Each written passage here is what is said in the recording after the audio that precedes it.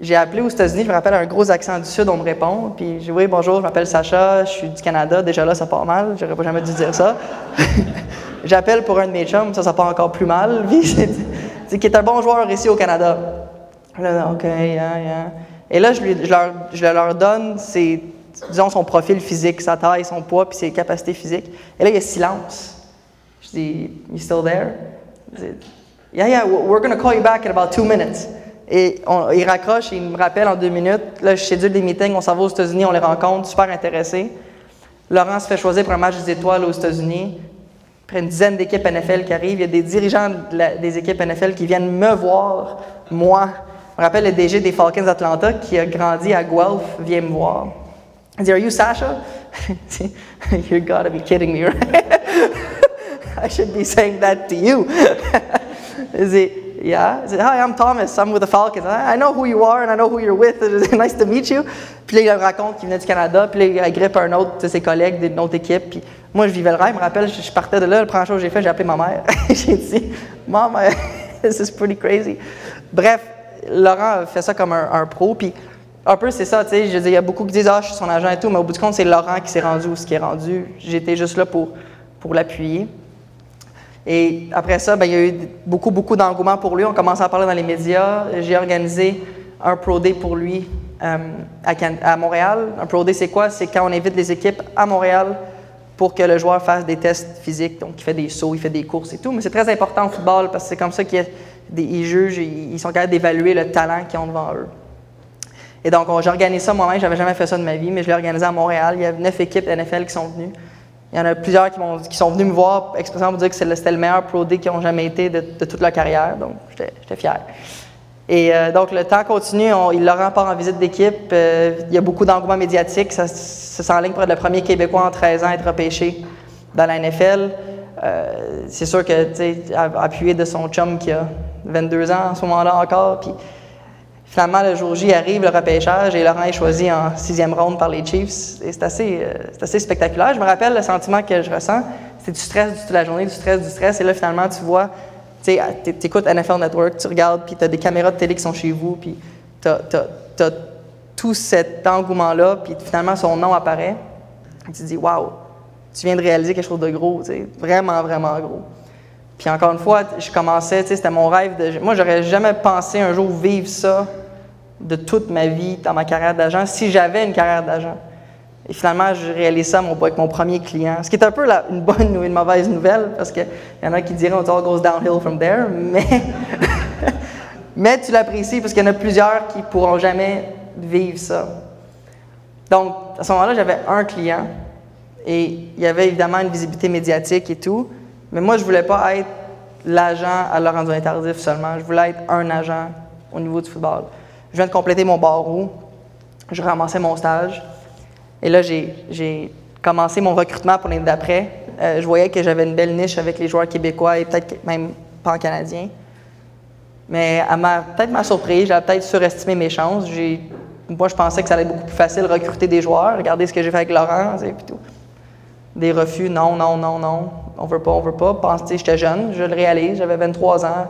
J'essayais de recruter des joueurs qui étaient plus vieux que moi pour que je les représente au niveau de leurs ambitions professionnelles.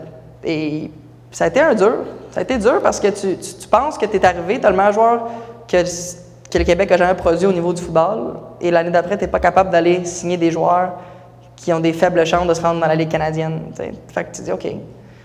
Mais j'ai réussi à percer avec quelques joueurs il y en a certains qui jouent encore aujourd'hui, la majorité non. Mais ça m'a permis de me faire une niche. Pendant que Laurent faisait sa carrière aux États-Unis, moi, j'essaie de bâtir ma carrière ici. Donc, je continuais avec ces joueurs-là. L'année d'après, je pratiquais comme avocat. Je pratiquais encore comme avocat. Puis, dans mes temps libres, j'allais au stade de football. J'allais rencontrer des joueurs, leurs familles. Et j'ai réussi tranquillement à commencer à percer, à signer des athlètes. Et là, en date d'aujourd'hui, j'en ai près une quarantaine, principalement dans la Ligue canadienne. J'ai même maintenant une triathlète olympique qui a participé aux Jeux de Rio, Amélie Crête, ce qui est un nouveau défi pour moi parce que c'est principalement des commandites, c'est principalement du support financier, ce qui est le fun parce que les athlètes amateurs, c'est une autre réalité. Souvent, on reproche aux athlètes professionnels de faire beaucoup d'argent. C'est pas de leur faute, c'est que si eux autres ne faisaient pas l'argent, les propriétaires en feraient plus. Fait que c'est un partage de revenus. Mais les athlètes amateurs, quand on négocie pour eux, quand on travaille pour eux, c'est vraiment pour les aider à financer leurs rêves. Donc, c'est un beau défi pour moi. Moi, je pensais que le repêchage, c'était un des plus gros moments, mais je vous dirais que la négo de contrat de Laurent était quand même une belle étape. En fait, c'était spécial parce que quand on a commencé à regarder pour négocier le contrat à Laurent, moi et mon partner aux États-Unis, on avait établi un plan de match, on a écrit au Chief savoir s'il était intéressé à négocier. Et on dit oui. Et je vous dirais qu'une négo de contrat de football ou même de sport professionnel, il y a beaucoup de choses que tu peux en tirer de ça. Et j'ai donné quelques, je ne sais pas des conférences, plus des formations des PME et des startups sur la négociation, parce qu'il y a beaucoup de choses qu'on peut prendre de négocier un contrat d'athlète professionnel et l'appliquer dans la vie de tous les jours. En fait, avec Laurent, ce qui est intéressant, c'est que tout le monde dit « Oh mon Dieu, les chiffres, ça a dû être une négociation hyper complexe. » Tout. En fait, non, c'était pas plus compliqué. En fait, j'ai eu des négociations beaucoup plus ardues avec ma blonde, puis c'est des négociations beaucoup plus complexes avec un loyer ou quoi que ce soit. Il ne faut pas confondre les montants et les enjeux. Les montants, ce n'est pas nous qui les déterminons. Pas moi qui décide qu'un joueur de football professionnel vaut 40 millions sur 5 ans. C'est le marché, ça. En fait, le plus facile a été de s'entendre sur les chiffres. Le plus difficile a été de s'entendre sur la durée. Et je pense que la beauté dans cette négociation-là, et ce que j'ai beaucoup appris, c'est qu'on voit souvent une négo comme un conflit. Deux personnes, un au bout de la table, avec des positions différentes et incapables de s'entendre. Mais au bout du compte, ils ont le même objectif. Puis dans le contrat, Laurent nous donnait un exemple qui est arrivé, qui était super concret.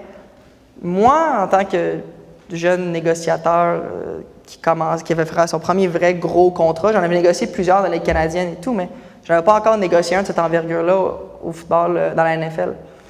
Ce que j'ai réalisé, c'est qu'au début, moi, je m'attardais beaucoup sur les chiffres, sur le montant d'argent. Donc, j'ai pris tous les comparables, j'ai sorti tous les différents contrats, et là, que j'arrive avec une structure intéressante, bon, bien, selon notre analyse, Laurent se situe à telle place dans la hiérarchie des joueurs à sa position. Je pense qu'on devrait proposer tant, on échange avec mon partner, on envoie une offre avec une durée de 4 ans. Les Chiefs nous reviennent avec une durée de 5 ans avec moins d'argent. On renvoie un autre contrat de 4 ans avec notre offre presque identique à notre offre initiale. Puis moi, je pensais que ça allait aboutir à rien parce qu'on était tellement loin au niveau des chiffres. Puis là, est-ce qu'on a pris le temps de poser des questions? On dit, pourquoi vous êtes aussi loin? La réponse, c'était pas « il ne vaut pas ce que vous demandez ». La réponse, c'était « nous, on veut 5 ans ». Puis c'est drôle, hein? Parce que du moment qu'on a accepté 5 ans, ils sont arrivés à notre chiffre de 40 millions. Mais souvent, c'est qu'on est tellement pris dans notre bulle de notre position qu'on oublie juste la base. Puis les meilleures négos que j'ai réussi à faire, même j'en ai fait des plus ardues que celles de Laurent, c'est important de communiquer. Puis c'est ça, je pense que le message clé là-dedans, puis avec plusieurs exemples, j'en ai négocié plus d'une quarantaine de contrats jusqu'à maintenant juste dans le foot professionnel. Comme avocat, je fais du litige fiscal, je suis avec Revenu Québec. Moi, je travaille contre Revenu Québec. Dans le fond, moi, je représente les PME qui ont des cotisations abusives ou quoi que ce soit, puis on les représente, ça peut aller même jusqu'à la cour. Donc, souvent, on est amené à négocier. Et les gens, puis même moi, avant que je commence là-dedans, on voyait ça vraiment comme une grosse tâche inconcevable. Même, ça peut être employeur-employé avec les fournisseurs, avec les clients. Mais c'est parce que souvent, on reste focusé sur les mauvaises affaires au lieu de poser des vraies questions, comprendre c'est quoi les raisons. Ça peut être aussi simple qu'une durée, ça peut être aussi simple que des modalités de paiement, ça peut être aussi simple que certaines clauses additionnelles qu'ils veulent pour se protéger. Et des fois, tu peux te rester pris dans ta position et éviter d'avoir une entente juste parce que tu n'as pas communiqué et tu t'en rendras même pas compte. Ah, ils sont fous, on ne les entendra jamais, mais c'est pas nécessairement ça. Et avec les Chiefs, c'est le meilleur exemple. Moi, je me rappelle, Laurent m'avait pris par le cou 2 semaines avant qu'on signe, puis il dit « T'as-tu vraiment refusé 4 millions par année? » J'ai dit « Oui. » Puis il était sérieux, il m'a regardé et il dit « Don't fuck it up. » Parce que c'est ma carrière, pas la tienne. Et c'était sérieux, première fois qu'il me... Puis tu vois, qui refuse 4 millions de dollars par année, mais c'était pas ça qu'il valait. Puis du moment qu'on a pris le temps de communiquer avec les Chiefs et qu'ils comprennent notre position, on a compris la leur, nous, on était prêts à concéder sur la durée. C'était pas une priorité pour nous, mais pour eux, c'était l'était. Et avec des nombreux exemples comme ça, autant en droit que dans la vie de tous les jours qu'avec le foot, je pense que la négociation vaut la peine d'être réfléchie et d'être apprise de la bonne manière. Il y a même Harvard qui a développé une théorie qui s'appelle, tout le monde parle du positional negotiation, moi je parle du principle negotiation. De trouver des solutions, d'être créatif, de discuter des enjeux et non pas des positions, non pas de ce que vous pensez. On s'en fout de ce que vous pensez. Moi, je peux même penser que Laurent vaut 100 millions. Moi, on m'en fout, c'est pas ça. L'objectivement, il vaut ce qu'il a signé. C'est ça le marché. Puis c'est quand on commence à négocier sur des valeurs subjectives qu'on se trompe. Et je ne sais pas, dans votre travail, je suppose que vous êtes amené souvent à négocier, autant des choses comme avec des employés qu'avec des fournisseurs qu'avec des clients. Mais je pense que ça peut être des astuces, des trucs qui peuvent être super pertinents, parce que moi, ça m'aide beaucoup avec les sports professionnels et avec des athlètes, où ce que souvent, je suis amené à me faire menacer, à me faire crier dessus à l'autre bout du téléphone. Il faut apprendre à défier. J'ai vu un article, puis je sais, il faut que je termine là-dessus. J'ai lu un article ce matin du CNBC qu'un négociateur du FBI a donné un article. Et il a dit que sa meilleure stratégie de négociation, c'était de l'empathie. Donc lui, il négociait avec des terroristes, avec des gens en otage, avec des gens suicidaires. Et il a dit, ma meilleure stratégie de négociation était de l'empathie. Donc quand je disais quelque chose et on me criait après, ou on me disait quoi que ça en retour, je disais, au lieu de le mettre le blanc de l'autre partie, je disais, je dois mal m'exprimer. Je m'excuse, je n'ai pas été clair. Je comprends ta frustration. Ça, c'est quand même beaucoup plus important que ce que je fais dans la vie. Lui, il négocie avec des terroristes et avec des gens qui sont suicidaires, qui sont à 2 doigts de mettre fin à leur vie. Donc, bref, je pense qu'il y a beaucoup de choses qu'on peut apprendre de tout ça et je vous remercie pour votre temps et au plaisir de vous reparler bientôt. Merci.